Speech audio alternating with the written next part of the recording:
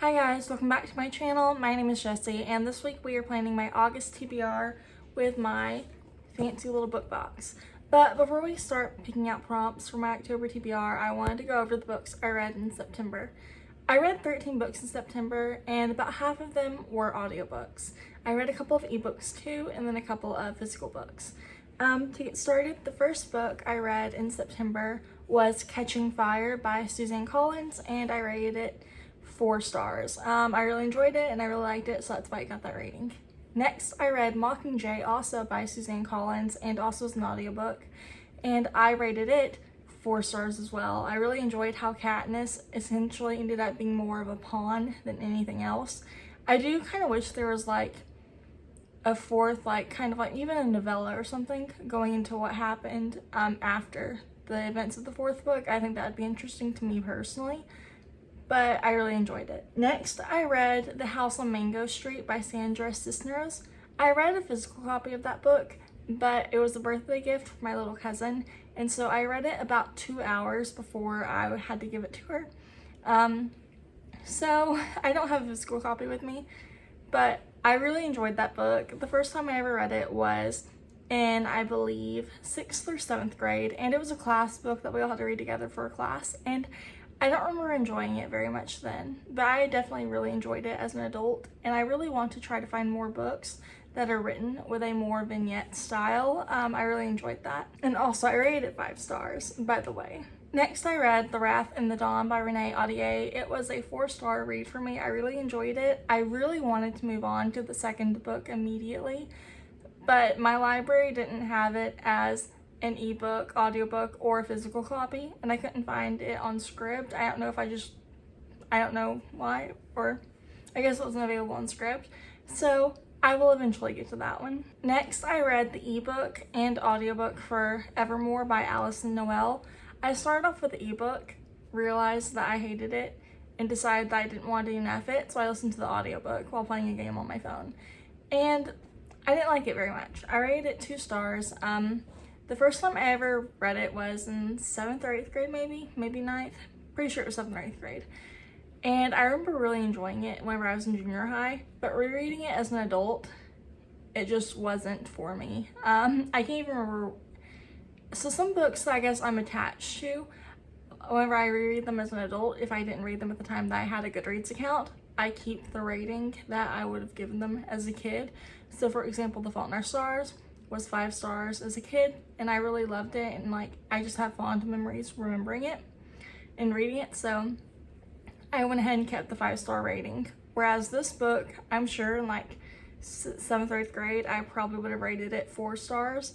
However, reading it now, it was just not, I didn't like it, so it was a 2-star read, and I didn't realize it was a series, but I won't be continuing. Next, I read The One by John Mars. I actually read this partly physically and partly on audiobook. I rented the physical book from my library, but I had to turn it in, so I can't hold it up for you. But I really enjoyed it. I loved that book. It was probably one of my favorite books I read in September. It was a 5-star rating. Just the way the characters, first just the way the audiobook was narrated was awesome. I love that there was a different person narrating each character, even though it was told from third-person point of view. And then I loved how different each character was. And then I kept waiting for all 5 of their stories to somehow connect. Kind of like, there's some books I'm trying to remember the names of. Like Crank, Ellen Hopkins books. I remember reading those in junior high and high school. I know Ellen Hopkins books and The One by John Mars are nowhere near the same, but just the points of view. I kept waiting for them to kind of go together, even though they were all separate stories, if that makes sense. But I really loved The One. I loved the way it ended. I just loved the whole book. Next, I read The Year of Less by Kate Flanders. This is a book that I actually listen to the audiobook of whenever Rowan and I go on our morning walks. And so I finished it in about a week, and it was really interesting. I went ahead and rated it 4 stars. The idea of how she lived with less stuff than normal and how she cut her spending and everything was really interesting to me, and it was nice to listen to whenever Rowan and I were walking. Whenever we walk, I tend to listen to one earbud in one ear, that in a low volume, just enough for me to hear it, but not so loud that I can't hear if a car is coming behind us, or if there's people out or dogs out and stuff like that I can watch for. I also read The Beauty and Breaking by Michelle Harper. I read a physical copy of this book and I loved it. I loved her memoir. It was so interestingly written. However, I didn't rate it because they don't rate memoirs. But I loved the way that each chapter was a story about a patient that also kind of tied into a life lesson. It was just a really good book and I really enjoyed it. Next, I read Again But Better by Christine Riccio and I rated it 1 star. There was almost nothing about this book that I liked. I didn't like hardly anything about it. I didn't like Shane's character. I didn't like the love interest. I didn't like the plot once it actually got going. I felt like a lot of the dialogue was awkward and forced to me personally. I felt like Shane wasn't actually the character she was supposed to be. I was expecting her to have a lot more trouble making friends and making attachments to people, but she just did it perfectly. And so it's just not something I was happy with. Next, I read The Last Time I Lied by Riley Sagar. My grandmother actually has my copy right now. I really wanted to see if she would like it, so I let her borrow it.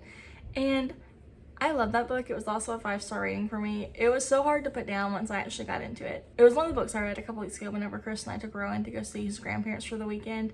And while we were making the drive up there, it was about almost 3 hours. I was going to read it, but then Chris wanted to listen to a podcast or something. And I don't like putting earbuds in. I feel like as an adult, it just feels rude to me. But I didn't want to put earbuds in for the car ride. So I just listened to I just listened to the podcast with Chris instead of reading.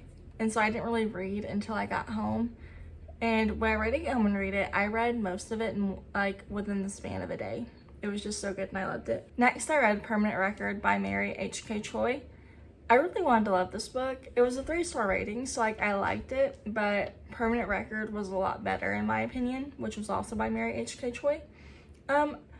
I couldn't decide how I felt about the main character, and I couldn't decide how I felt about his goals and stuff. And also, his constant worry about his student loans gave me secondhand anxiety, and I kept worried about mine. So this book just mostly made me anxious and made it hard for me to enjoy the story, which is a me problem. But still, even the actual story, I didn't enjoy as much as I actually enjoyed Emergency Contact. It was still good, but just not as good as Emergency Contact, in my opinion. I also read The Bromance Book Club by Lisa K. Adams, and I love this book. I read it in a day. I read this last weekend whenever my tongue was really sore from the ulcers on the very tip. And so I just kind of laid around and read all day, Saturday and Sunday. And this is one of the books I finished Sunday. It was so good. I was actually really pleasantly surprised. I don't read a lot of books that are, I think, just romance or contemporary romance, I think.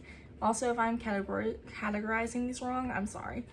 But I really enjoyed this one. I love this one so much. I had trouble putting it down. I kept wanting to know what was going to happen next. And it was a 4-star read for me. And I fully intend on reading the next 2 books in this series sometime soon. The last book I read in September was The Voting Booth by Brandy Colbert.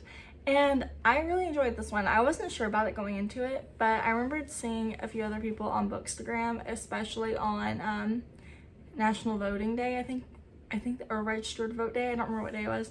But I remember seeing a lot of people share it on Instagram, and I was kind of interested, so I added it to my Goodreads TBR. And then Sunday night, I was just kind of casually going through Libby just to see what was new, and I saw it and I was like, I'm going to read it. And it was so hard to put down. I think books, especially books that are set to take place in a single day, are so hard to put down for me. And it was just so interesting reading Marva's and Duke's stories and their own personal reasons for why voting is so important for them. And Marva was so passionate about why she wanted to vote. And I thought Duke's character was really interesting, and his backstory and stuff was really interesting. And then I love how they had little escapades throughout their day. And that was also a 4-star read for me, by the way. But those were the books I read in September. And now we're about to start picking my books for October. I plan on drawing 7 books out of my book box this month. I already ordered I think 8 books from my library last night. I'm just waiting on an email confirmation about what time I get to pick them up. but hopefully some of the books I ordered will fit any prompts that might come up, and if not, then just they're extra books I kind of want to read. All right, but let's get started. I'm going to start by, where are you? All right, I'm going to start by shuffling these. All right, I just drew the first one. So the first book we have is a library physical book, which I will pick a book for that in a few minutes. So for a physical library book, I'll be reading The Love and Lies of Roxanna Ali by Sabina Khan. This book will hopefully be getting here sometime today or Monday or Tuesday. And if something happens to where my library, like I said, they have this book online, but for some reason they don't have it, then I will just substitute it for another library book. But this is about a girl named Roxanna. I'm hoping I'm pronouncing her name correctly. She has very, I guess, conservative Muslim parents, and so at home she tries to, I guess, please her parents, and then when she goes out she's a little bit less conservative, and she's kind of doing okay, like living her double life, and she's just waiting to go to college, and where she will be able to do what she wants and live how she wants until her parents catch her with her girlfriend, and they send her off to Bangladesh, where she, I guess, learns more about the way her family would be like if she lived there. And she also reads her, I believe, grandmother's diaries, and is kind of convinced she has to find a way to save her relationship with her girlfriend. I think that's what it's about.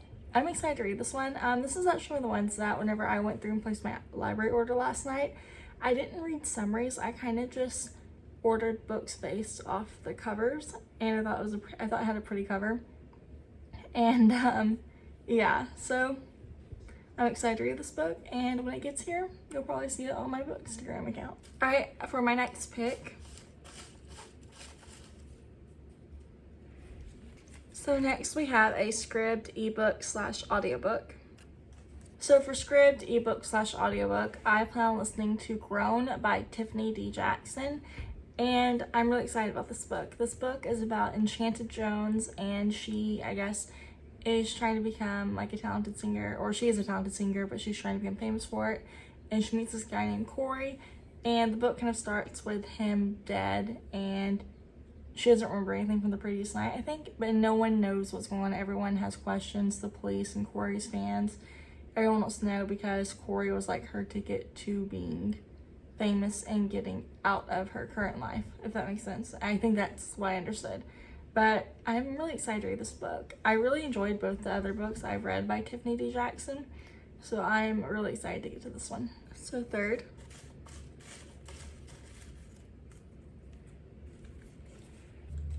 we have The Shadows by Alex North.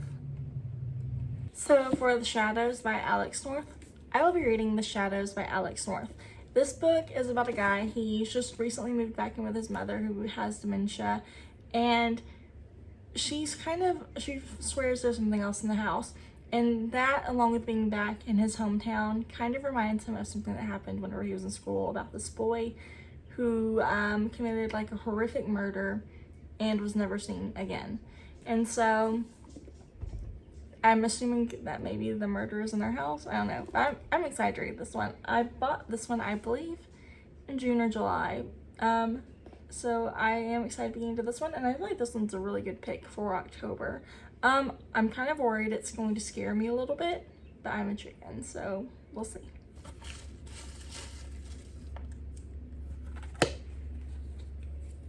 So fourth, we have Match the Color of My Shirt. So I'll pick a book that matches the color of my shirt, or as close as I can get with what I have. So for a book that matches the color of my shirt, I didn't have that many options because I'd already picked Grown for my Scribd ebook audiobook. And then another book that kind of matches my shirt better was already picked for another prompt.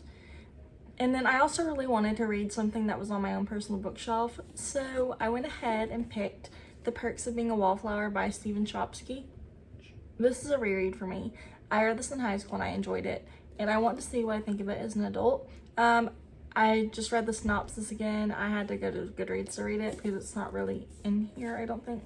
But it's kind of about a boy in high school who is, I guess, trying to actually participate in his high school life instead of just watching everyone else live theirs. Hence Wallflower. But I'm excited to reread this one and see if I still liked it like I did back in high school. Alright, so for the 5th pick,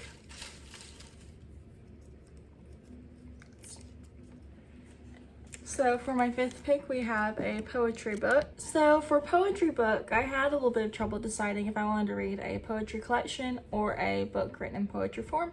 But I decided that since it specifically said poetry book, I felt like a poetry collection seemed a little bit more appropriate to me. And so I had to go to Scribd because all the options on Libby for my library were books or novels kind of written in poetry form.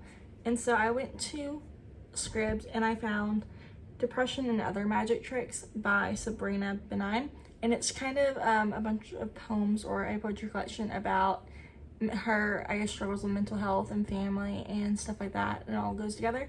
And so I'm interested and excited to get to this one. Apparently, whenever I read the synopsis, a lot of people were really impressed with her poem explaining depression to my mother, and so I'm excited and interested to read this one because mental health topics have always been very interesting to me and something that I've always been interested in learning more about. And now for the 6th pick.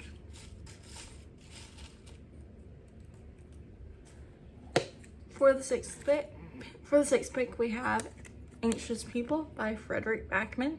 So for Anxious People by Frederick Backman, I'll be reading Anxious People by Frederick Backman. Earlier, I had a prompt that said match the color of my shirt, and this is the one I was going to pick until it popped up in my book box. So I am excited to read this one as well. This is about a bank robbery that has failed and ends up in a hostage situation at an apartment open house. And so that's a very interesting plot. I'm wondering if this will be another book that takes place in the course of one day. At the end of September, I actually read the first chapter because I was thinking about reading it then, but I realized I didn't want to commit to a physical book yet. So yes, I am very excited to get to this one in this coming month. For the last and final pick, we have an author with my initials. My initials are JR, by the way. So for author with the same initials as me, I had a little bit of trouble finding a book. Or I had a little bit of trouble finding an author and figuring out the best way to have an author. The most obvious choice was J.K. Rowling, but no, I'm not reading anything by her right now. And so eventually I found Joanna Russ, and she wrote The Female Man.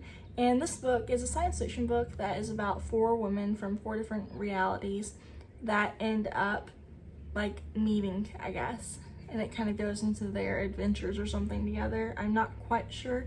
The summary is very, very short, but it's still one that I'm really interested to read.